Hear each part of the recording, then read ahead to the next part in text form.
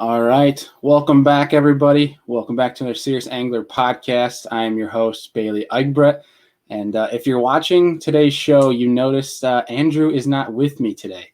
Instead, I have the pleasure of being joined by our good buddy, Mr. Adam Deacon from the Business from the Bass Boat podcast. What's going on, dude? Not much, man. I'm glad to be here to fill in for the working man, I guess. So that's what we're doing. Heck yeah, man. It's always a pleasure to have you on. We had you on with Queen Tackle. We had on KJ and Jeff, and that was a good one. So we're glad to obviously have you here, and hopefully your GoPro 9 holds up for us today. It was like looked like you were jamming out offline here with that GoPro hooked up.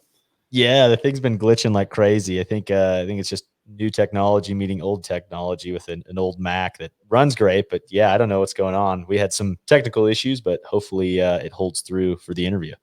Right. Yeah, I think we're so far so good. I think I don't think the viewers are going to care much if you're dancing in the background, so I think we'll be all right. We can hear you crystal clear. But sweet. But dude, talk to me a little bit before we have on Mr. Matt Arey today about what's been up with you and your show, because I know you've been revamping some things from the Business from the Bass Boat side of things. So tell us a little about it.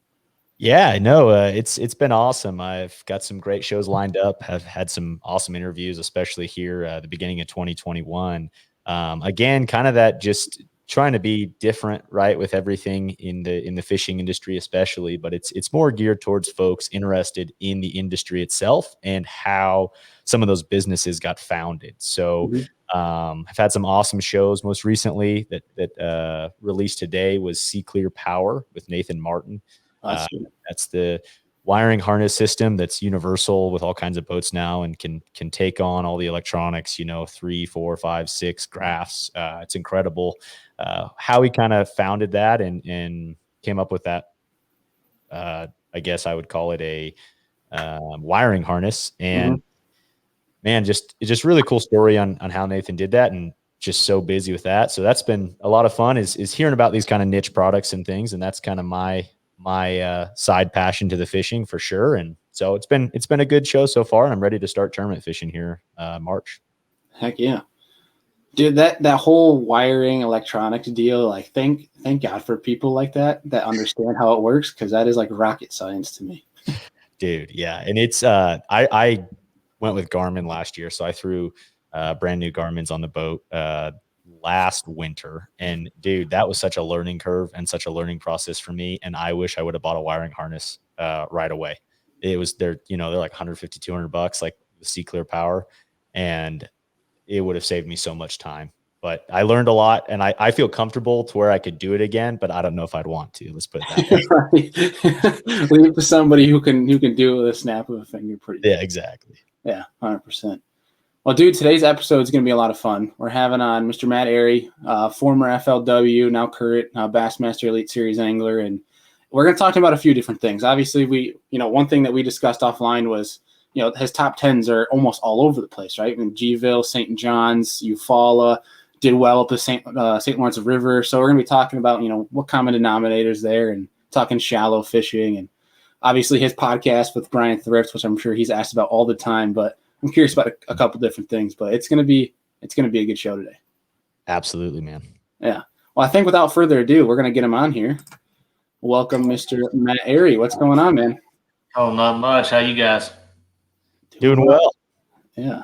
How are things down in North Carolina, weather-wise? Oh, today it's exceptionally warm. I think it's like 65 degrees outside, which go figure, because the weatherman a few days ago were calling for 70 yesterday, which of course was the day I was out on the water. And yesterday I think it might have hit 48, 49 with a little light rain and some wind. So today was the day to be out there, but we had some other things to get done this morning, and had to get the kids taken care of and things like that. We were out breaking our new boat in, our new 21 Ranger, getting it ready for the Elite Series kickoff here another week. Heck yeah, man. You got to be pretty excited for St. John's. Yeah, that's it's always a lot of fun to kick off the year in Florida, and kind of thank goodness, right? Because there's other places that we could be in a potential blizzard or snowstorm. Now, there's potential for foul weather in Florida, don't get me wrong, but foul weather down there is like in the 50s, so I can dig that, 50s down there, everyone's all bundled up, and 50s up here in New York where I'm at. It's like we're in shorts and tank tops and we're partying. It's nice. I'm sure, Adam, you can kind of relate being out there in Colorado. Yeah, man. No, exactly. It's what I kind of relate the weather to, similar to what you're used to. It's like the perfect combination is wearing shorts and a hoodie in the morning, because you're going to be used to it being warm in the afternoon. But we've got some snow on the ground here right now, so that's kind of neat. I guess it's been a mild winter until now, so it's good to have a little bit of snow. I don't mind winter too much anyway.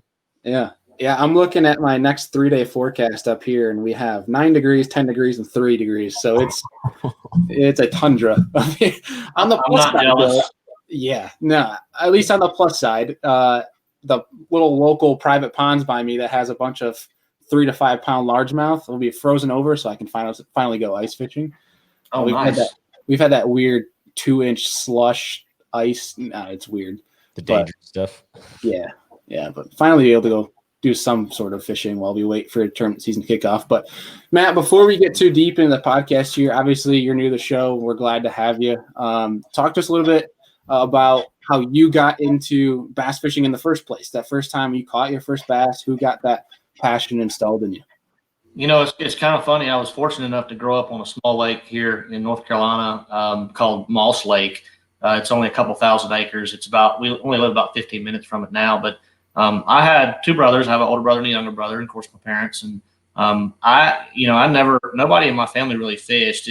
When you have brothers or siblings, sometimes you do the opposite of what they do just because.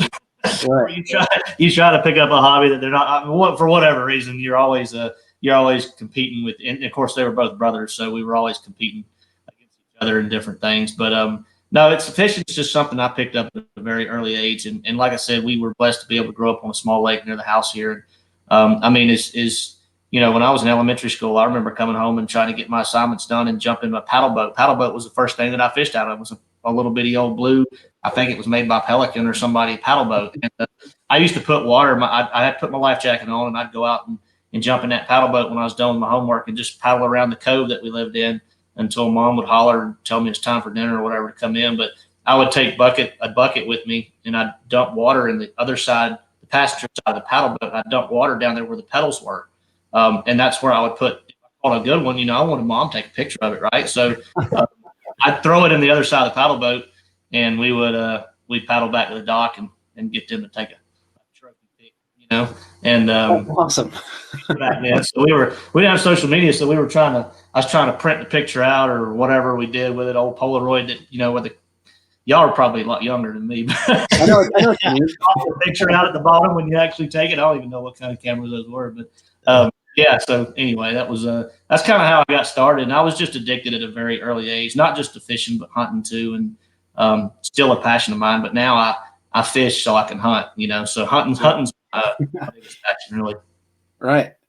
Now, completely off topic here, talking about the hunting stuff. Adam, I don't know how much you dabble with hunting out in Colorado, but do a lot. North Carolina, from what I know, is kind of tough when it comes to deer hunting for getting sizable deer, at least. Am I wrong? Sizable deer, yeah.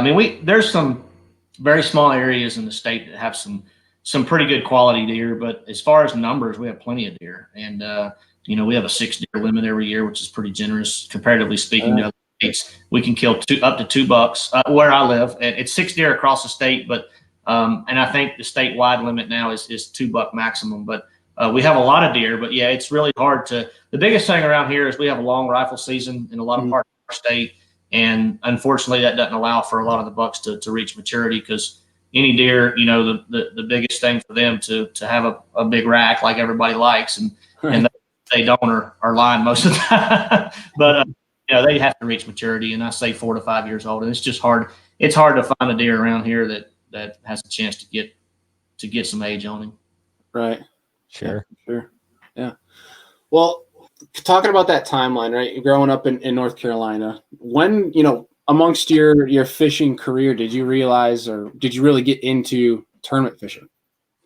Yeah, so I'm jealous of, and we had I think y'all had KJ and his dad on, and we had him on the podcast the other week and got to chit chatting with him about the opportunities that these kids have. I'm 39, and I didn't have any of those opportunities. I graduated from NC State in 2003, and they started their fishing club in 2000. 2004, of course, the year after. and then it snowballed from there. They have a huge club now. They don't get a lot of school support because they're a big Division I school, but a lot of these smaller colleges, I mean, it's pretty awesome that they have the opportunities they have now. So back to your question, when I was in high school, I started getting in some of the local bass clubs, which mostly consisted of older guys that they were long out of school, had full-time jobs, and a few of the guys took me under their wing and let me fish as a non-boater in the clubs. And then I got an aluminum boat when I was in high school and was able to start doing some of the club tournaments as a boater. And I went to college, got my degree, and when I got out of college, I started competing. I guess 2003 was the very first BFL I competed in, was 2003.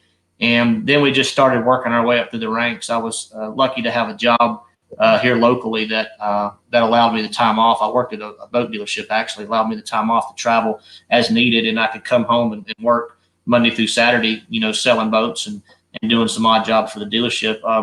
But I started fishing as a co-angler on the FLW tour in 2005 and 2006. And then from there, it just, the rest is history, I guess. But 2007 was my rookie year.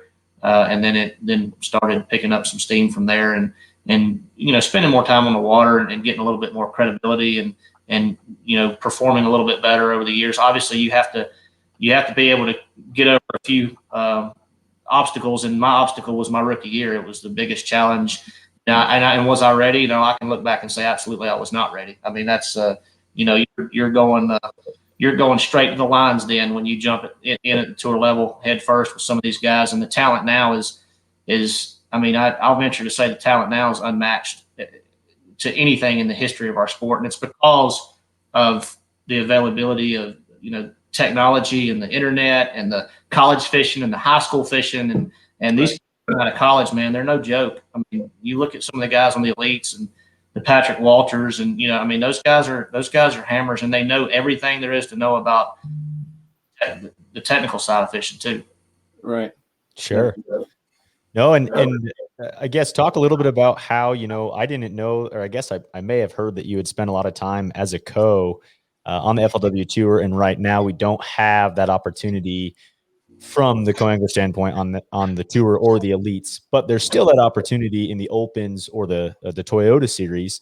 What are your thoughts now as a co-angler? Is there still a good amount of opportunity there, and did that help you advance quicker? It absolutely did. It really opened my eyes. My biggest challenge, and anybody's biggest challenge, and I get this question all the time, is being able to see the diversity of fisheries that our country has to offer, because we can all get tunnel vision on the lakes that are close by, because we get to fishing on history and this brush pile we've caught them out of for 10 years and this point that's always been good. And that's fine, great, and dandy, but you haven't been to Okeechobee and punched hyacinth mats with a 2-ounce punch weight in cold front conditions, and then you hadn't been over here to an Ozark lake fishing bluff ends with a jerk bait when it's 35 degrees outside. And, so I think being a co-angler is really, you're not going out there trying to win every tournament. You got to go in there with the mindset of just learning. And do you have to be a co-angler at the top tier to learn? Absolutely not. You can be a co-angler in a BFL. You can be a co-angler in a local club tournament. You can be a co-angler in a Bassmaster Open. All kinds of opportunities out there still for co-anglers. And the thing about it is, I tell everybody that you can learn something from everybody. I don't care if it's a new knot or what not to do or what, you can learn something from every single person you ever get in the boat with. Just be open-minded about it. Yeah, that's a great point. Yeah, absolutely. That's something I'm looking forward to. It's my first time ever. I did the Fed up here in New York as a co-angler for the first time this past year, but I'm traveling the Opens with Destin to Marion this year, and that's something I'm really looking forward to, just from a learning standpoint. And obviously every year is a learning year, but this year's like a learning year for me on steroids. It's just going to be trying to take in as much as possible. That's something I'm really looking forward to, because like you said, you can literally learn anything from anybody you get in the boat with. But to kind of piggyback on what Adam asked, how a co-angler has helped you to skill-wise to be where you are today, would you attribute being from that North Carolina, South Carolina area growing up that's helped you to become a well-rounded angler? Because we had on Joey Sabaga, whose episode actually dropped here today, and he's from North Carolina as well. And he said, obviously there's a lot of these big names from the Carolinas that are obviously staples in their sport today, but that there's a lot of guys in that local trail that have the skills to be these big names in the sport right now, but just don't want to. So that local trail is super competitive. Do you think that's helped with where you're at now? Yeah, I mean, for sure. That goes back to talking about how you can get tunnel vision, and there's guys that have been able to compete at a local level that never made it professionally, and vice versa. I would say that the biggest thing is we're blessed to be in an area that has a pretty good diversity of the lakes. Like what we were talking about before. The one thing I don't really have quick access to is shallow grass lake. But tidal rivers, tidal rivers are kind of its own animal. So that's a whole different ball game. But to answer your question, yeah, I mean, I think there's guys in certain areas of the country. California is a good example. There's areas of California that have a lot of diversity, like the Cal Delta, and then you go to Clear Lake, and then you go to Shasta, and then you go, there's all kinds of opportunities on the West Coast to see a lot of different situations and scenarios. But Alabama is another one that comes to mind. A lot of different type lakes in Alabama. Multiple species of bass to where you can hone your skills because you're gonna, if you want to fish at the top level, you better be able to catch them as far north as, well, I mean, the Canadian border basically, and as far south as the Florida, and then all the way to the West Coast and everywhere in between. So the Carolinas is a good area though to help make you a versatile angler, and there's a lot of opportunity here. I mean, Lake Norman's a perfect example. You can go out there and catch a 12-inch spotted bass on just about anything 12 months out of the year. I mean, it's not going to win you tournaments, and it's not going to be a big fish necessarily, but you can practice and gain confidence in a lot of techniques, and there's a lot of opportunity there to really expand your arsenal, so to speak. Right. And that's one thing we talked about as well, was how, you take like that Carolina region, like in Alabama, and then take a certain region of California, and that's probably some of the best regions to grow up and develop as an angler, with how diverse all the fisheries are. You have so many different things you can do. Yeah, I agree. Tennessee's a good one too. Right. There's several out there that have a lot of opportunity to, like I said, to expand your arsenal and to become a better, more well-rounded angler. Right. Is the St. Johns River, is that a tidal fishery? It is. Yeah. It is. So, sorry, go ahead. No, you don't see as much fluctuation there. The further you go down, past George and down into Astor, and the further you go that way, you don't see quite as much fluctuation. But it definitely is a tidal river, and you have to take that into consideration when you're fishing tournaments down there. Right, and that's one thing I wanted to ask with you, because you have St. John's, the tidal fishery, you have Gunnersville, and that's a TVA, and you have Eufaula, and you have the St. Lawrence River, and these are all places where, if you look at how you've done in tournaments, you've been successful, very successful at all these places. Is there a common denominator why you do so well in different areas?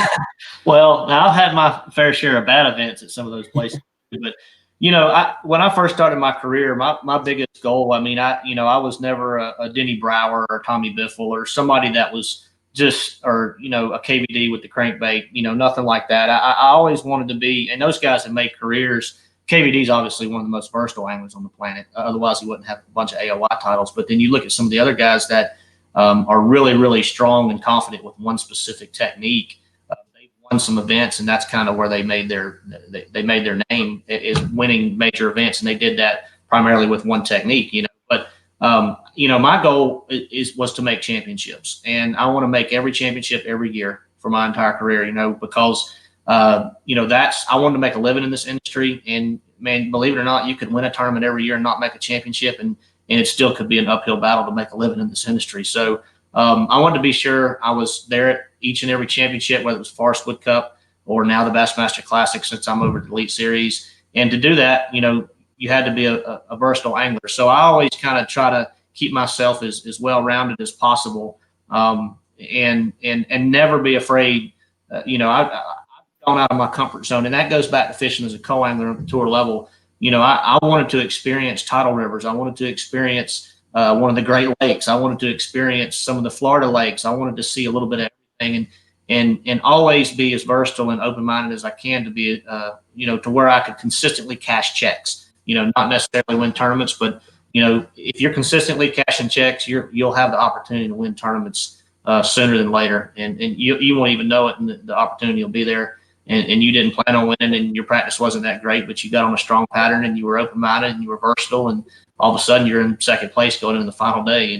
So I think just being well-rounded is probably the biggest key to my consistency over the years, and always being able to adapt to any situation. There's guys out there that say, God, I hate Florida. And I'm not a huge fan of Florida myself, but it was either adapt or get your teeth kicked in, because at this level, there's no in between. Like you try to catch them everywhere at any time, any place. And it's tidal rivers, they're one of the most challenging type fisheries there are. But, I put in the time to learn how those things, how the fish react to changing tides and where to be and when to be there. And I do what works for me. That might not necessarily work for everybody else, but, I've tried to put in my time to be consistent across the board, as opposed to, God, I'm looking forward to this one tournament this year and I hope to win that one. But I just want to be like, how can I cash a check in every single event and be sure I'm at the Bassmaster?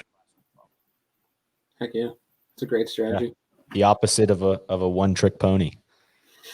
And now there's some one-trick ponies now that have made some killer careers in our industry, but it has changed. Electronics has changed fishing. And what I mean by that is 20 years ago, if you could put a jig 25 foot up under a dock and the guy behind you could only put it 5 foot up under that dock, it's a big difference. That was the difference maker. Now, not much, so the mechanics are still important at the top level, but being proficient with electronics and being more versatile with your techniques and your approach and how you apply them and when you apply them will make you a lot more consistent angler. Right. And speaking of that too, like 7-8 years ago, you could have something that you found out yourself, and you might have it for a few years before somebody starts catching on. But like you mentioned with technology now, you figure something out. You do it in a tournament, especially on Bass Live, and the whole country's going to know about it and doing it next to the week after. You'll have it for about an hour now. Yeah, literally. It doesn't last long. That's for sure. But I'm curious, talking about, and selfishly curious here, talking about the St. Lawrence River. What was that adjustment like? Because obviously everyone from the north, really, unless you're from New York, St. Lawrence River is a special fishery. I think the only thing that might come close to is maybe the St. Clair, the Detroit River. What was that adjustment like coming up north with that much current, with smallmouth and that deep of water? Well, the good thing is they're smallmouth, so they're not quite as challenging to catch. They're pretty stupid, yeah. Well, I'm just saying, you can ask any angler out there, and you ask, is the smallmouth in the St. Lawrence River harder to catch, or is the largemouth in Lake Norman harder to catch? And then you got it. But, that being said, that it was the biggest challenge for me, because when I heard it had current, but I didn't know it had a 2 mile an hour current. I got out there in the middle of the river, and I'm like, how the hell am I going to catch a bass? I can't even I was spun out for the first couple hours. Then I was like, Canterbury and I roomed together, and he's like, yeah, just throw your drop shot out there with a 1/2 ounce sinker and just let the current just push you, and one will grab it. I started doing it. And I had 2 bites pretty quick, and I'm like, oh, okay, I get it. So, it was, obviously there's current seams and island heads and things like that you can fish to get out of it. And you can catch a lot of fish in those places, but, some of the biggest fish live out in the middle of that river. And I think just overcoming that little mental hump that I had about this current's ridiculous, I got to gravitate to the bank and get out of it, So, I think once I overcame that little, like I said, that little mental challenge, it was good from there. And I had my confidence change, but, that's an awesome fishery, man. And there's a lot of opportunity there. And I'm excited about going back this year, because we're going to be there a little bit earlier, which I think will open up some more water, some more options, and there's guys that caught them shallow, guys that caught them deep the last time we were there. But I think this year it could be even better, and one of the best tournaments we've seen. Yeah, up there. I think earlier the better, especially when it comes to a fishery like that, or especially when you have access to Lake Ontario's. The earlier the better, and I mean that because typically means colder water temps. And that usually deep smallmouth, you want to have colder water temps just for the pure safety of the fish. Our federation tournament we ran out of there was in mid-August, and they knocked it down to a 3-fish limit for coanglers and 4 for boaters, for the pure fact of keeping those fish alive with horrible temps. It's tough. Well, Bassmaster takes extra steps there. We have a mandatory well, if you hadn't been there, or if you're a rookie, you have a mandatory fishing class you have to go to. The Bassmaster goes up north anytime in the summertime, especially St. Lawrence River. We have to go through that course, and all our fish, the guys take great care of them. So some of the earlier tournaments there years ago, they had some issues with fish care, but the last couple of times we've been there, it's been phenomenal. But that goes back to the anglers and bass, putting in that extra effort to make sure that they take care of the resource. And that's, like I said, the last couple of years have been great. I mean, I've been there two years in a row and never lost a fish. So. Oh yeah. It's one of those things that's like, I feel like it's an added variable up in the north more than anywhere else. I mean, I could be wrong in that, but it's just something. And then in like July on Kentucky Lake, you have that issue too, right? Absolutely. Right. Okay, let's see. Adam, do you have any thoughts on that before we start talking about some shallow water stuff? Not necessarily. One thing that I just thought of though, Matt, kind of a completely off topic deal, but did you, I might have heard it on an old podcast, but did you play paintball professionally or semi-professionally or something like that? Yeah. So it's funny because I actually played, I'd say almost at the very top level. We used to travel all over the country. We went up to Canada and played. We played in some Big 10-man tournaments back in the day. We played Skyball up in Toronto, and a lot of I think it was NPPL then is what it was called. I don't know what it's several years, but we went out to LA and San Diego, and we've been over to Vegas and played. But I played for a team called Manus Factory Team. We were based out of, our players were from basically mostly North and South Carolina. I think we had 2 out of Virginia. But the Manus was actually a company that made apparel and paintball packs and things like that. And then they did some jeans and some other kind of just regular clothing designs, but they were based out of Michigan, Detroit, as a matter of fact. And they were I never made any money off of it. Anything that we won, like we won Skyball one year, and I actually wasn't at that time. But the Manus Factory won Skyball one year. They won the Chicago Open one year, and all that just went back into the team. So that basically we didn't have to pay for anything, but we didn't make anything either. So, but it was a lot of fun I probably did it at that level for about 5 years, and man, I enjoyed it. Great guys too, a lot of good fellowship and a lot of fun. Yeah, no, the reason I thought about that is when I was younger, in middle school and in high school, here in Colorado, we created a paintball team, and same kind of deal. I mean, we went around in high school and got sponsors and everything else, man. And we competed locally. And then I didn't go, but some of our team went to that tournament in Vegas. And then I just remember following it like crazy. It's just something that's, I can relate somewhat to fishing in the standpoint, it's a similar kind of lifestyle. Those guys are all young and want to compete and travel around. And, man, I think you had done that as well. Interesting. Is that something where you wear a jersey too? Oh yeah. And we played Atlantic City, as a matter of fact. We played in Atlantic City a couple times. That's so. When we get off here, I'm gonna have to look that up on YouTube. I don't think I've ever watched that before. It's crazy. And then there's like a Russian team. There's some guys who are really, really good out there. Is there like a championship for it? Yeah. So the World Cup was in Orlando, Florida every year. That was the event time I was playing. Now, is it like an indoor and outdoor thing? Like what? Skyball in Toronto was actually all indoors, but a lot of the other events were mostly all outdoors. Paintballs and indoors don't mix real well unless you have the netting and everything that you need. Yeah. You need to really keep it off the walls or whatever. That's such an interesting I've never heard of that. I gotta look into that. Tournament paintball, man. That sounds like something.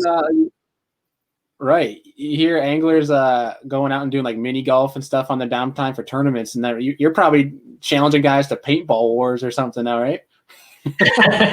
Well, growing up, like I said, I had 2 brothers, and we had paintball guns at a pretty early age, and that was the only way I could actually shoot my brothers and get away with it. So I think that's how I got addicted to it so young. But both my brothers played competitively too, and we kind of branched out. My younger brother actually played with us on the Manus Factory team for a couple years, so we got to run around together a little bit. And it was the last couple years I played, I was still a student at NC State, and we practiced down in Goldsboro, North Carolina, which was kind of nice. It was only 45 minutes from the university there. So But yeah, man, it was good times, and I do miss it. I do miss it sometimes. You talk about an adrenaline rush. Man, there's nothing like it. It's a lot of fun. It's fast. It's wide. It's not like you see these big paintball games out in the woods, 10 on 10, where they're on 50 acres. This is a field that's half the size of a football field with 10 on 10 and inflatable bunkers. And I mean, some of those games would be done in under 2 minutes. Some of them less than that. But you'd think how to 10, 12, 15 guys get shot in under 2 minutes. But you should have seen some of the guns and things like that we were using. Adam knows what I'm talking about. I've seen. Yeah. No, is there like sniper rifle type deals? No. These are wouldn't be any good in this type deal. Oh, yeah. Okay. It's a completely different thing that you're thinking than like the wood, man. It's like you're coming around a bunker just shooting really, really fast. It's a lot of fun. So like you keeping one in the boat if someone's on your hole, like you pull up and start shooting a paintball gun or what? Oh man. Sorry about that tangent, Bailey. Oh no, that's fine. I encourage that. I loved it. I had no idea. Now I'm probably going to spend the rest of today just researching paintball stuff and see if there's any around here in New York. I got to try it one time, dude. It sounds like a lot of fun. But dude, I want to talk a little about shallow water with you because I feel like that's something. I mean, a lot of the times when I've watched you on live, like say like a you faller, right? And you're and Adam and I were actually talking about this offline. Was it you that was skipping popping frogs under overhanging trees? Excuse me. I did a little bit. I did fish.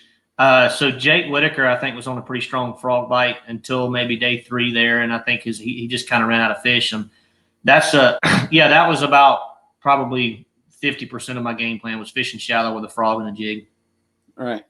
That's just something I feel like I've seen you excel at a lot, reading articles, even from back in, FLW days. And so pretending like shallow water, do you have a process of breaking it down? Like, are you more of a search and destroy guy where you're kind of moving till you find aggressive fish? Or do you kind of pick apart a place where has fish and just break it down?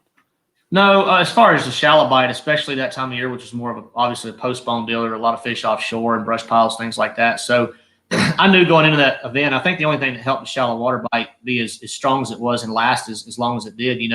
Obviously in the end it didn't prevail, but there was a little bit of a high water situation going on when we were there. There was a lot of brim up shallow, so that all kind of goes into that melting pot of what you need in the summertime to make a good shallow water largemouth bite kind of develop. But to answer your question, it was more of a seek and destroy type of deal that time of year. Because, that's not like where there's one laying on a bed every 10 foot going down the bank. It's more of I got to cover a lot of water. I got to find active areas. The biggest thing that I look for that time of year is you can pull in 25 coves going down, whatever side of the lake. And 3 or 4 of those coves, for whatever reason, will just be a little bit more alive. It may be cover, forage, bottom composition. And when I say alive, I mean there's just more life in it. There's more brim swimming around the docks. There's bluegill up shallow. You might see a bunch of turtles in there, all kind of vegetation, different types of things, kind of all these little details that I look for to make a pocket or just a main lake stretch of bank to have more potential to hold a big largemouth shallow that time of year, as opposed to when they're spawning and things like that. There's different things that you look for. But that time of year, I'm looking for life, because that's what a predator fish is looking for. He needs something to eat. And the more of the cover he has available, the more the bait he has available, the more the options he has to set up, and more reason he has to go in there. I mean, it's kind of common sense if you think about it. Sometimes I think fishing is so hard. I mean, or so simple, we make it hard. So it's but yeah, as far as it was very visual for me in practice too. I could see a lot of the fish cruising and I could get a bite here and there to give me confidence. But that time of year, I don't ride off a pocket where I had one bite in. Or if it just had life and no bites, because those shallow fish are moving just like the deep fish are a lot of times throughout the summer. They're packing up sometimes, or they're jumping around from brim bed to brim bed, or from dock to dock, or grass patch to grass patch, or whatever it may be. So, looking for those little details like we just talked about was the biggest key for me that time of year. Right, just moving as much as you can. Just try to hit as many high percentage areas as you can. Okay. Yeah. And I don't think, Jake, to me, thinking back on Jake's tournament, he had a phenomenal event, but he I think he might have only weighed in one fish on day 3. And he did the right thing. He kept covering new water, and that time of year, that's a pretty key component. You got to keep covering water. But I have seen a few new fish pull up in shallow pockets and in places where there were especially there's brim beds present. But that time of year, I've seen places reload, but they don't reload near as well as they do, pre-spawn or in the fall when they're chasing a bunch of shad or things like that. But that time of year, you gotta keep moving and grooving until you come across an active fish. Right. Is there like a telltale sign when you're in that mode, right, where you're like you said, moving and grooving? Is there a time when you should, like, a telltale sign that you should slow down and really pick something apart? Yeah, I think that just goes back to a confidence thing and being a versatile angler. Meaning, do you have a lot of options, and do you have different things on the deck that you can offer a fish? I mean, when I'm say a fish, I mean like a fish in scenarios like that. One specific area that you feel like should have a bite in it. A lot of times I'll go back through that. I'll go down it with a frog and come back through it with a wacky worm, or maybe go back through it flipping a jig or whatever it may be. Just being efficient and maximizing that area, I think, is very important. So yeah, absolutely. Also, if I feel like there's a fish there, whether I laid eyes on him or not, I may go through that area with 3 or 4 different techniques before I completely abandon it. Right. That's a great point. Sure. Now, Adam, do you have something? No, go ahead, Bailey. Oh, okay. So, like, my next question is kind of in line with that, but like, when there's a tournament where it's going to be one shallow, and obviously there's guys that know the same thing, everyone's going to be up shallow. Is there something or are there details that you think a lot of guys overlook that you try to key in on something like that when it's definitely going to be a shallow run fishery? Well, usually when a tournament is won 100% shallow, it's typically revolves around the spawn, because winning a 3 or 4 day tournament, or it's immediate pre-spawn, something like that. Winning a 3 or 4, you can catch shallow fish year round, but winning a 4-day event, 100% shallow, there's real small windows for that, in my opinion, especially with today's electronics. I mean, you guys are catching fish that have never been caught before, never been targeted before because of today's electronics. And that goes back to saying, let's just say if you're talking about a spawn situation, which I feel like that's probably the most common situation where you could actually win fishing shallow for 4 days and you feel like the majority of the field might be up on the bank. Biggest tip I can give you is just look in those areas that don't look good. Look in those areas that everybody else isn't looking, and don't write off areas, because if you pull into an area and you see 1 fish on the bed, tomorrow you might have 7 fish on the bed. But that even goes back to talking about how alive areas are and what kind of transition zones are there. Does this place have the potential for a lot of fish to move in and out of, or does it have the potential for 2 fish to move in and out of? Meaning, are there good creek channels? Are there good ditches leading into it? Is there a lot of cover availability? Things like that. Is there good staging areas? So I think all those components are important. But I do spend a lot of time, especially during the spawn, looking in places that I feel like not everybody's going to look. That's a big. So they might not be worth near as many fish as the obvious places, but those 1 or 2 fish a day can make all the difference in the end of a 4-day tournament. Right. Trying to find fish that are coming to you rather than leaving the bed and going away from you.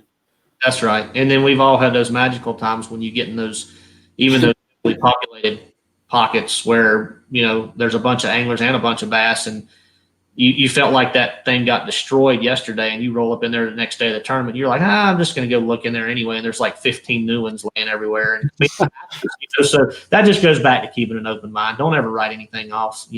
I mean, we have our instincts, we have our preconceived notions, which we're all guilty of, but just following your gut and never second guessing anything in your head is the most important factor to me. Yeah. Yeah, I think a lot of that's trusting your gut, right? Kind of with what you're saying with the spawn. Just a personal story on Clear Lake in a college tournament. I was we'd gone into this pocket and there was a buck on a bag, like a 2-pounder, and I think it was day 2, we were struggling and we didn't have a good bag. And I was like, well, I'm gonna go pick that fish off, get a limit filled. And I go back in there and I'm throwing a floating jerkbait, and I hook up and I see this fish. I looked down at it and I'm like, oh man, it's like a 5. I thought it was following my jerkbait, and it was following the 7 that ate my jerkbait. And then I look around and there are beds everywhere. I mean, they had just pulled up, and just like you're saying, there's 7 or 8 of them, and they were all 3 to 7 pounds. It was incredible. Wow. It was crazy. But like 2 days, you know, I mean, that's just how it goes. They weren't there. There was nothing there. There was one buck bass in that cove. And just went back to it off a whim and was like, all right, well, we're going to stay in here the rest of the day. Yeah. Perfect example. Yeah, I've made that mistake before of, you know, day before a tournament, went to during the spawn, went to one of the areas on one of our local lakes here where I know they frequent when it comes to spawn. They pull up, and I pull up there and there's nothing over 3 pounds at all. So I kind of wrote it off and tried to find something different for that tournament day and didn't even check it on tournament day. Lo and behold, the whole wave of females pulled up tournament day, and that's where the guys won it. And that's something where it's like, you know, you hit yourself on the head, but at least you learn from it. It's just, it's a great point to cover. But one thing I'm curious about, because I struggle with this a lot, and it's if you have, say during practice for a tournament, you know, you find an area that's good shallow and you find an area that's good deep, and say you've ran out of time, right? You don't have another day to go see what that deep spot or shallow spot was like during the other time of the day, right? So say you check the shallow spot in the morning, but you don't have time to go check that shallow spot in the afternoon. Is there kind of like a common knowledge, I guess I should say, of, you know, if you don't have time to hit that, should you hit that deep spot first, or do you save it for the afternoon, or vice versa? You're meaning if you found fish in both and you just don't know right. which to do first. Right. You don't know how you have it throughout your day. Yeah, you know, that's a pretty complex question that can have a lot of answers, because it kind of is based on the time of the year and the season and things like that. So there's a lot of things to consider, but you know, there's always bite windows, and there's typically a bite window 12 months out of the year, first thing in the morning. So I guess it depends on, you know, what were the fish doing when you found them? Were they spawning? You know, were they feeding on shad? Were they up on a shallow point? Were they just on a main river bar or whatever? And then the deep fish, was it a big old wad of them that were actively feeding? Because, you know, I'm gonna answer it and say both. And that sounds crazy, because you know, at my level, I don't care if it's 25 miles apart. I'm going to go to the one that my gut initially tells me to go to first, and then if it ain't happening, I'm gone. You know, and you're going to know really quick.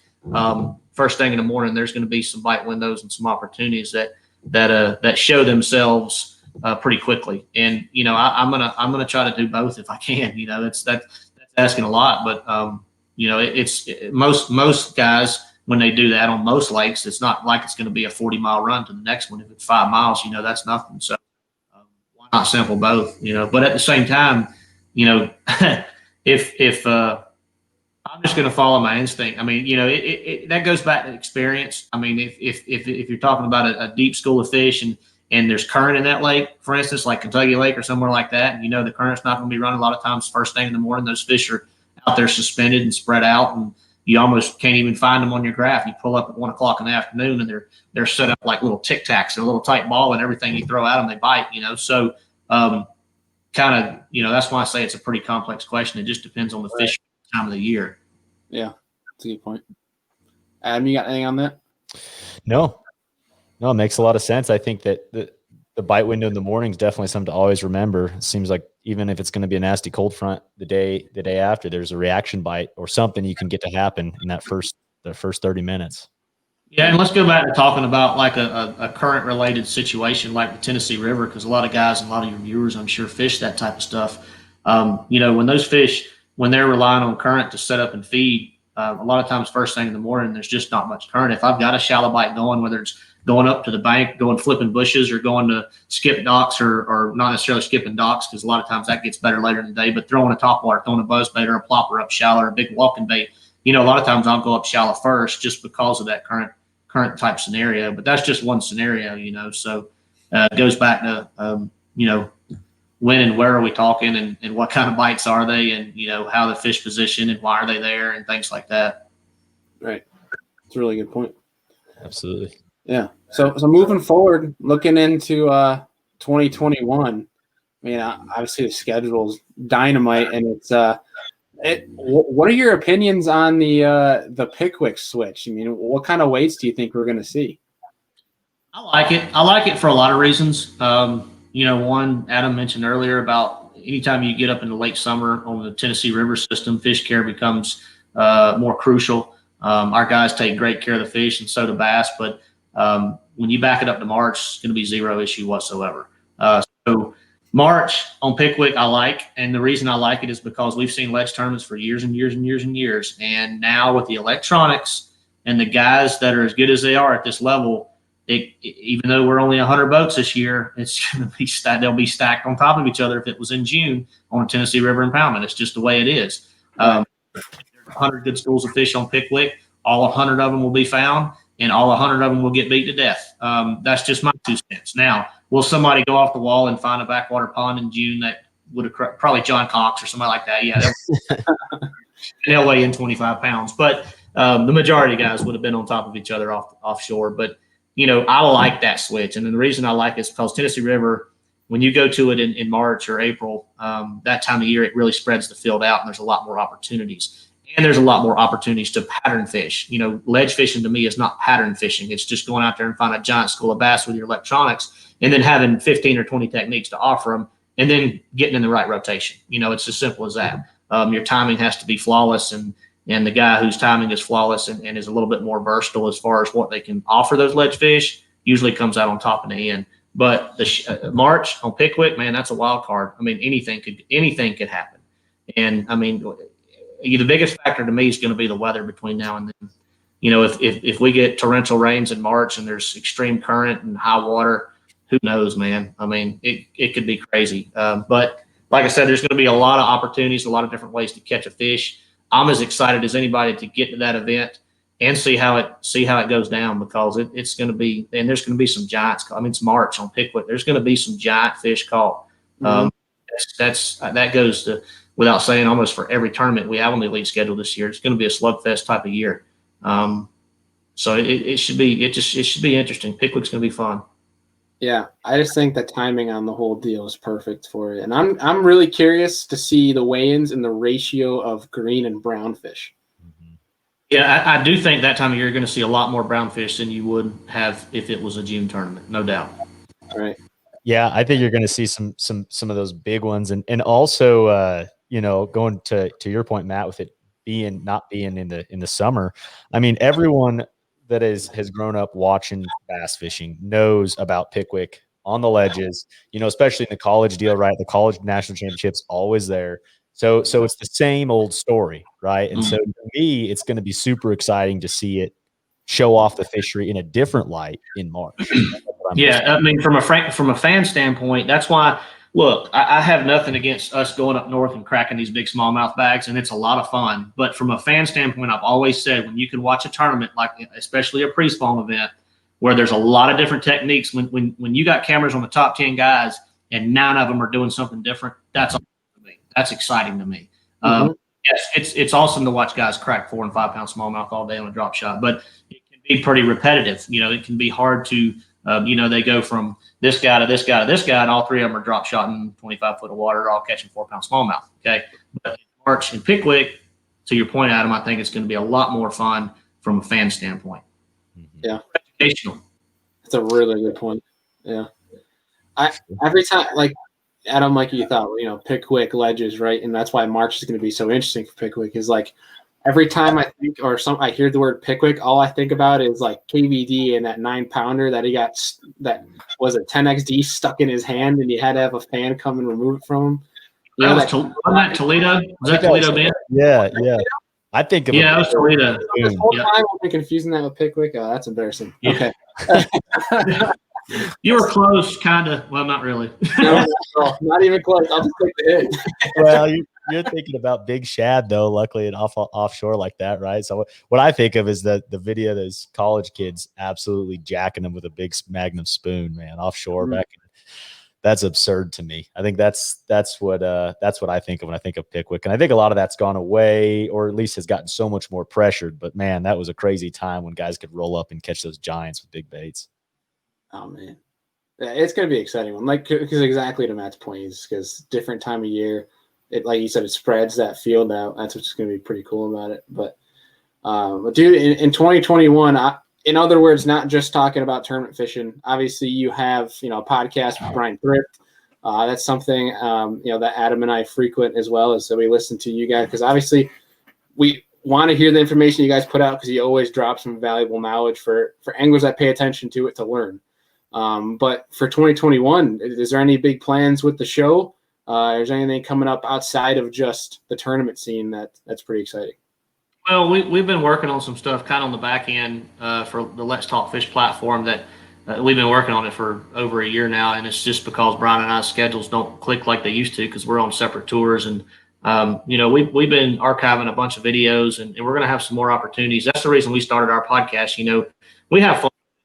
We do it obviously to help our brands, to help our sponsor brands. It was another way for us to get out there. I felt like the YouTube video market was getting flooded very fast with tournament anglers, so we wanted to do something a little different, such as y'all. And I think that that's what I do now. I hardly watch. I watch a few YouTube videos, and I'll be honest, they're all hunting videos. Yeah. Stuff on YouTube like the Hunting Public and the Seek One guy. Yeah. Those guys rock. But that I listen to a lot of podcasts when I'm driving, and we wanted ours to be more engaging. There's a lot of podcasts out there where we're, like y'all's, where you give out a lot of good information, you have a good time, you have good guests. But with Brian and I's platform, we wanted to be able to engage with the fans and answer questions and get a little bit more technical, so to speak. And I think that's why a lot of the guys we have a lot of repeat viewers and things every week on the live show when we do it on Facebook, and that's what a lot of them come back and our most positive feedback is in relation to, we can't thank y'all enough for answering questions live and being able to open up a little bit and give away those secrets. And I say it like that because there are no secrets in bass fishing anymore. You can find everything online. So, but we have a lot of fun with it. But yeah, we got some things in the works to where they'll be, we can answer questions on the live Facebook show, but we don't have time to sit there and give a 15-minute seminar on each and every question. But we have done that, and we've logged those videos, and there'll be some access and some opportunity in the future for people to access that information. So it's something we're very excited about. But we still got a lot to work on because our schedule is just so hard to get us together and get that content built and logged and categorized and everything to where people can have access to it. Right. Yeah, it's got to be difficult scheduling. Just from the simple fact of being on separate trails too. I feel like the spring, summer months are probably the most difficult for you guys when it comes to that. They are. I mean, back in the FLW tour days, in a perfect world, we had the exact same schedule. But I guess we kind of took that for granted for years. But ever since the big breakup 2 years ago, it was things have changed. So right. Yeah, well, I'll say I thoroughly enjoy it. It helps me on all my road trips. I'm a big fan of the show, and I know, like you said, you don't the secrets, right? But and that may be true, but I like to listen to it for the pure fact of getting yours and Brian's perspective and the way you look at the tournament fishing. Because while there might be, everyone knows about Panoptics now, everyone knows about certain baits, but I feel like every angler, including you guys, one of the best to do it. There's certain ways that you can approach it that are completely different from the rest of people, and I learned a lot from that. So there are, yeah, and I've learned a lot from Brian. And we do disagree quite often on the podcast. I should probably. I don't know why I'm disagreeing with Brian Thrift. That sounds stupid, right? But there's certain scenarios and certain situations where obviously the majority of the time we agree on a lot of things, but he sees things a little different than I do in different situations. It's been fun just being able to pick his brain apart and learn how he views things, because Brian Thrift was not somebody that would really open up, so to speak, before our podcast, and he's really started to kind of spill the beans. He's giving out the goods. I mean, believe it or not, if you listen to a bunch of them, Bailey, he's giving up some stuff that I was like, did he really just say that? The other night we did. Brian was absent, but when I did one with KJ and his dad Jeff, and Jeff is a renowned bed fisherman, one of the best sight fishermen that from this area, probably from the state of North Carolina. And we talk bed fishing secrets and tips and things like that. And there's some good information on that one now as far as bed fishing is concerned. Yeah, I got that one logged for my run on the treadmill later. That's what I'm definitely gonna be listening to. Well, you don't need too many tricks when you're fishing for those out on the bed, though. Oh no, you can just throw a simple hook and they're gonna eat it. It don't matter. That's a different deal, Bailey. Yeah, red hook. A red one? Yeah, nah. I've heard some guys on other shows talk about, or like some guys that come up for BFLs or something. It's like during those spawn months, and they're like, "Oh, you got to have this spurting bait and the smallmouth go crazy." I'm like, "Get out of here." Doesn't matter what you have on, as long as it's got a hook. Dude, we had a tournament on Champlain one time, and I had found a bunch of big brown ones on the bed, and man, I could go down through. I didn't have to pull up there and look at them. I was throwing a little curly tail grub on an 8-ounce jig head or a 3/16-ounce jig head. If it got within 5 foot of that bed, them suckers were coming to get it. If they hadn't been caught 5 times, But I mean, a lot of times up north, a lot of guys will catch those smallmouth in practice and weigh them because up there, the difference between a 3.8 and a 3.14 is a big deal. Yeah. I've been guilty of doing that at Champlain, especially caught a few in practice because I needed to know if it was a 3.8 or a 3 even. So and then go back 2 days later and catch them. No problem. So I don't buy into the all these super secret tricks about catching a smallmouth. Like I said, unless he's been caught 100 times, he's easy. Oh, dude, that's commonplace around here, especially on a local trail. It's no secret. I mean, the guys that do well in it are going out and practice, and they're going to catch them specific. They're going out to catch them. They'll catch them, bring off the bed, weigh them, put on their graph on their waypoint. This one weighed 5.2. I'm going to come back here, catch the 5.2. I'll catch the 5.8. There's a big 6 right there. And then they have their weight already recorded, so they already know what's in their bag when they're coming back to weigh in. That's a lot of the guys' strategy because you're also kind of scaling down on how much time you're wasting when you do it that way too. Let me ask you something, Bailey. You've smallmouth fished. I'm reversing the podcast here. You see I'm doing that? I'm starting drilling y'all. No, it goes back to learning something from everybody, right? So, no, in all seriousness, I have been up north, not a ton when they're actually peak spawn, but how many pairs of smallmouth have you seen on the bed in your life? Pairs. Like male and female? Yeah. There's specific windows when they come up. I've noticed you see it more often than most. The bigger bodies of water that are kind of like less pressured, like a Cayuga or like maybe like a Seneca, something like that. There's certain windows when those females will be up there. But what I've noticed is that when the males are almost always on the bed, right? Those females aren't far away at all. Usually you just so you think a lot of times a lot of those 4.5, 5 pounders that you're catching off the bed by themselves are all bucks. Oh, there's a lot of 4 pounders I think that are males. Okay. Females coming up are 5.5, if not 6. Yeah, I've always had that question in my mind because in my entire career, which I haven't been up north when it was peak spawn, I have been to Champlain several times when it was, and I've seen one pair of smallmouth together on a bed, and I've probably seen a couple thousand, in my career. But I was just curious as to if you've seen them and how often do you see them? I mean, you take Ontario, you take Erie, you take a lot of our Finger Lakes that have giant smallmouth, and you see them on bed, and like you look down, like especially like a Great Lakes, you look down at that bed, or you look through like a flogger, and it looks like there's just 2 carp sitting on the bed. Like those males get big. I think a lot of times, and Champlain's an interesting fishery because those smallmouth, while you can catch some big ones, it doesn't really translate amongst the state, in my personal opinion, from those size, those smallmouth. They act a lot different up there.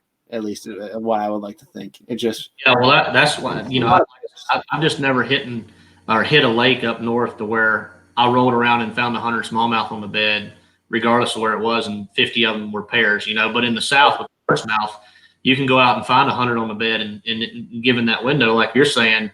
But I've just never seen that window anywhere. I've never seen that window when smallmouth were paired up.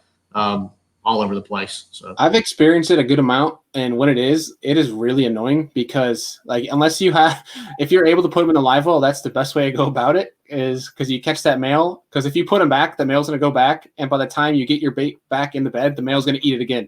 And it's extremely obnoxious to try to target that female. Right. I got you. It's interesting, but what I've learned too is like when those males are by themselves, those females aren't far away. They're usually out a little bit, pushed out a little bit farther, and they're just roaming around doing like figure eights. Mm-hmm. Yeah, but it's interesting.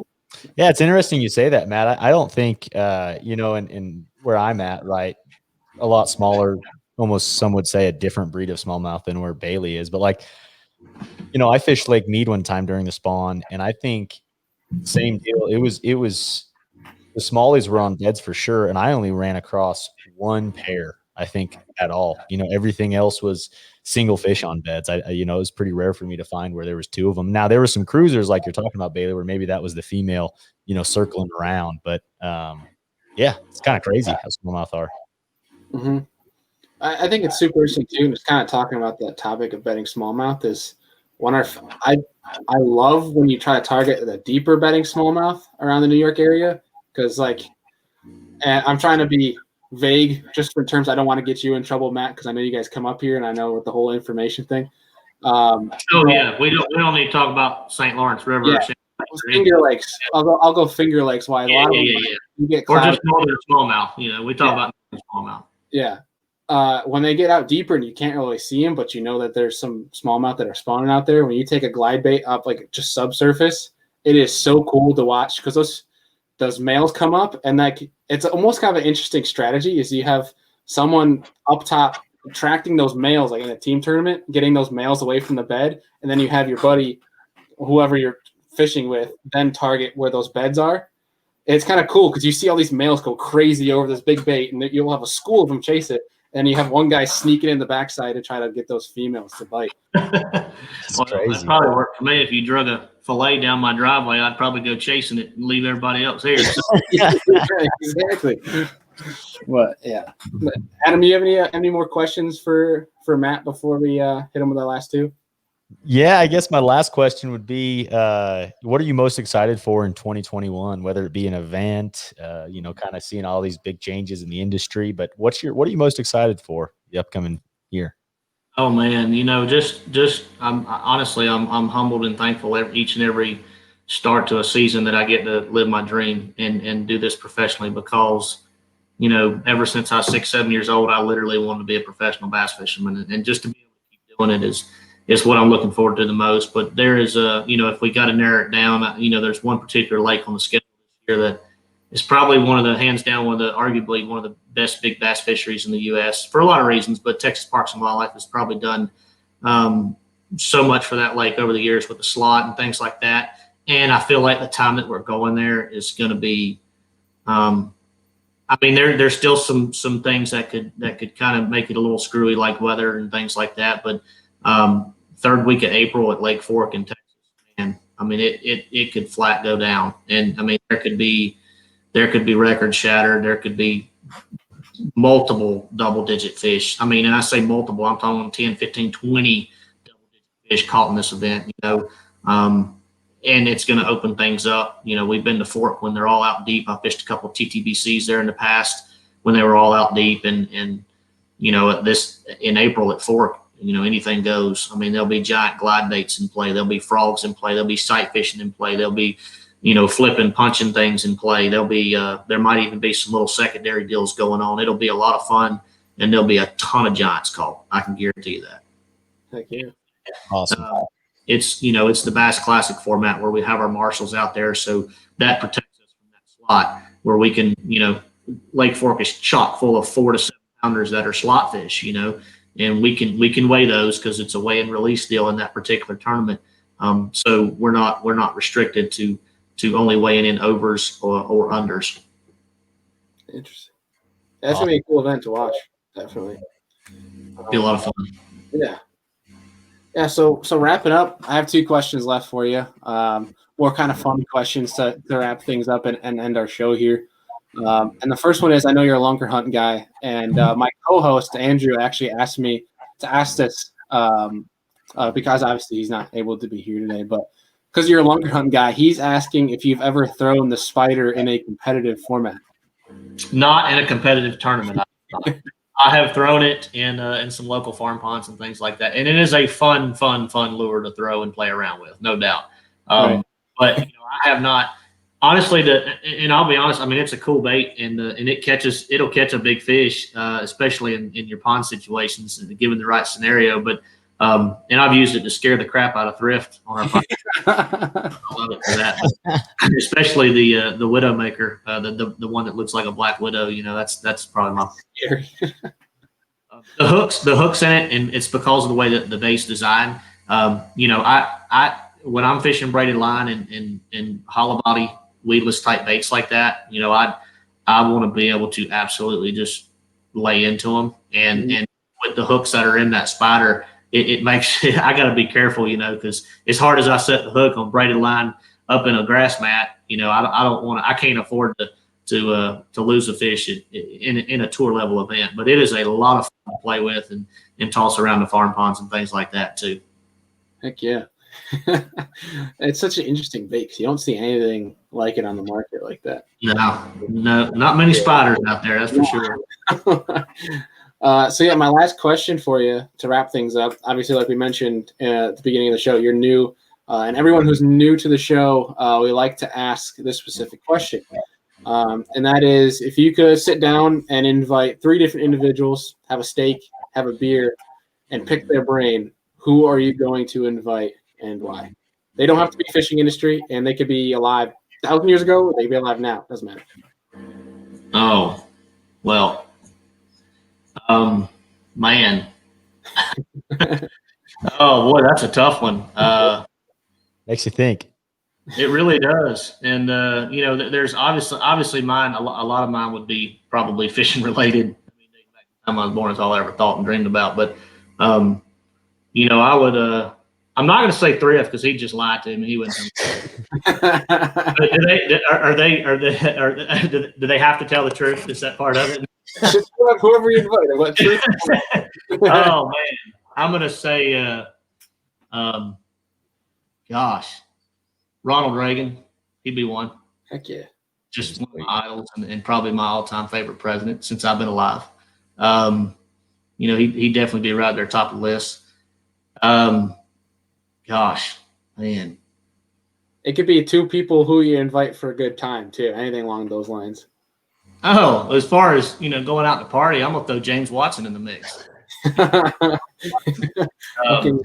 Always a good time, always fun to be around. And as far as somebody that I'd want to sit down and really, really pick their brain, Aaron Martins.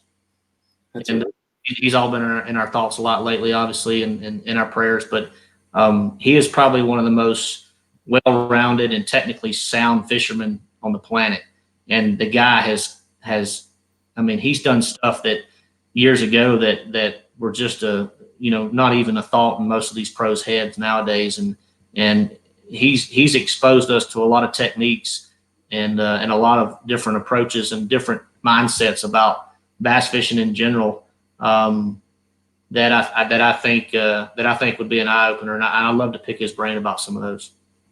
It was really awesome to see the tournament that he came back from and had I believe the marshal had to drive the boat for him.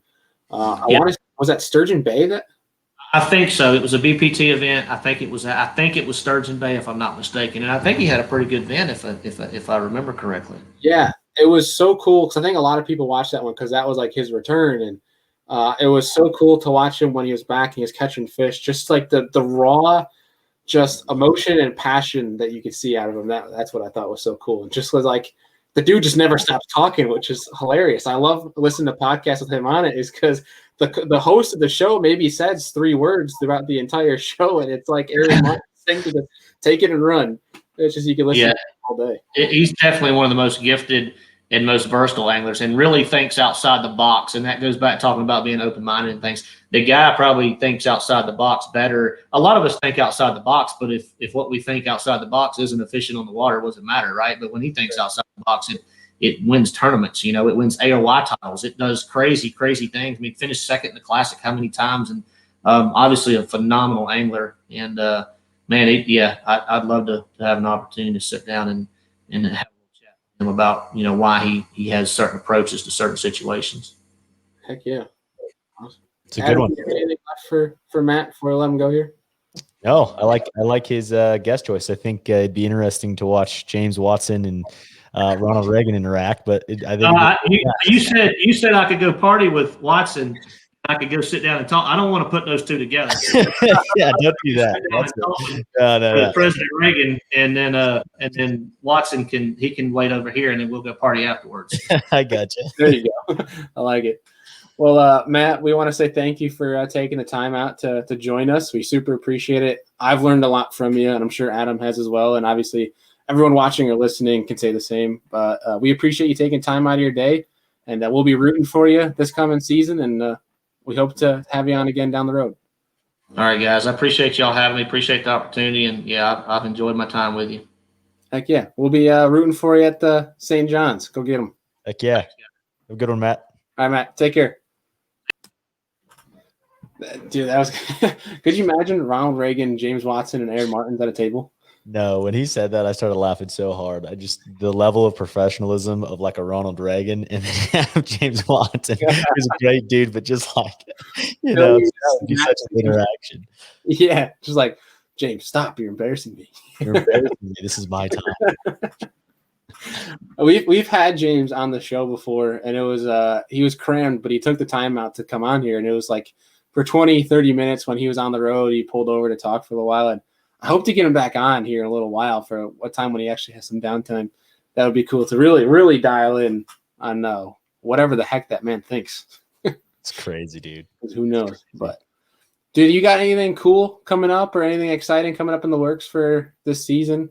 Yeah, man. Fishing wise, I signed up for the Toyota Series Central, or no, the Plains Division is what they're calling it, as a boater. So that'll be kind of a step for me. I haven't fished at that level as a boater. I'm excited for that. So the first one's on Lake of the Ozarks the first week of March. So plan on probably throwing an A-rig and a jerkbait and a jig.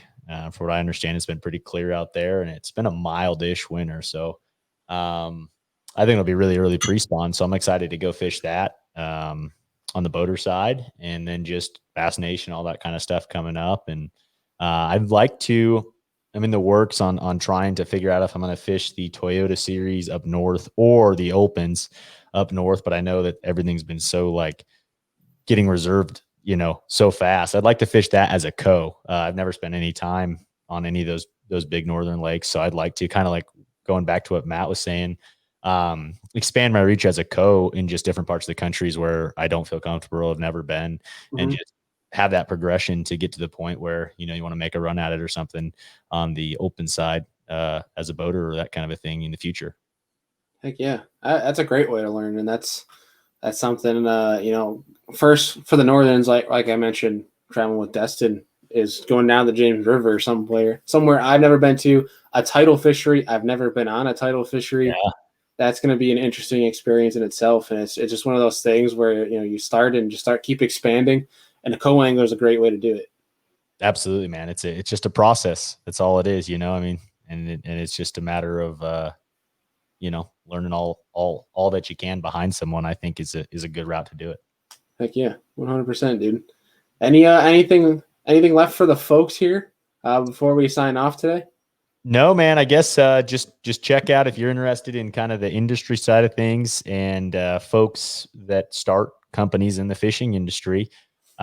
Business from the Bass Boat Podcast, guys. It's learning experience for me and everyone else. I hope I'm bringing some value to some folks about how people go and create businesses in the industry. Heck yeah. Yeah. And if you guys want to whoop up on Adam and I and some Bassmaster fantasy fishing, be sure to go join our group. Adam and I have been bouncing some ideas of doing a fantasy fishing show prior to these tournaments, doing some previews and recaps for these different tournaments coming up, obviously from a fantasy fishing side. So if you guys are interested in that, it's something we're definitely talking about, but let us know if there's certain topics you guys want us to cover beyond just what our picks are going to be, and what our, predictions for how that tournament's going to go is going to shape out. So it's going to be exciting. I'm looking forward to having those shows with you. I think we're going to try to mix it up with some different guests as well. To try to get some different viewpoints depending on each show. Maybe get some regional anglers on for each tournament coming up and see what we can mix up with the folks. Absolutely, man. I'm excited for it. It's going to be a blast. I'm a fish head like you are, and we just follow this stuff so much that it's like, man, I want to beat everyone else in the fantasy fishing because I feel like I know a lot, but then, you pick someone and they let you down. So I don't know. It's going to be an exciting year. Right. A couple of the guys that I'm close with, it's like a struggle to pick them for fantasy fishing. It's like, I want to give them crap, if they don't do well afterwards. And it's like, but I'm also like pissing them off. So it's like, like, hey, yeah, you screwed me over. Like, yeah, no kidding. Well, I didn't win. I didn't cash a check. So thanks for rubbing it in. Yeah. Right. But I think that's going to do it for today. A great show with Matt Arey. Hope everyone enjoyed it. and we'll see everyone on Monday. Absolutely.